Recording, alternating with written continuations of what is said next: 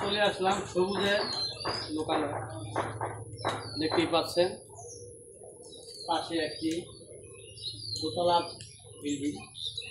বিল্ডিংয়ের পাশে অনেকগুলো সবুজ ঘাস লাগিয়েছে। দেখতেই পাচ্ছি কলা, লেবু, পাশাপাশি আপনার কাঁঠাল গাছ এগুলো লাগানো হয়েছে। এগুলো লাগানোর কারণে এই জায়গাটা সবুজ হয়েছে। আর আপনারা জানেন অক্সিজেন গাছের ভিতরে থাকে।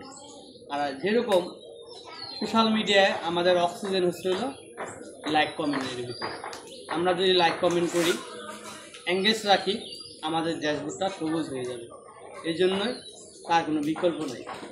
সবাইকে বলি যে অন্যের পোস্টে লাইক কমেন্ট করুন, এঙ্গেজ করুন, মানে আপনার ড্যাশবোর্ডটি সবুজ হয়ে যাবে।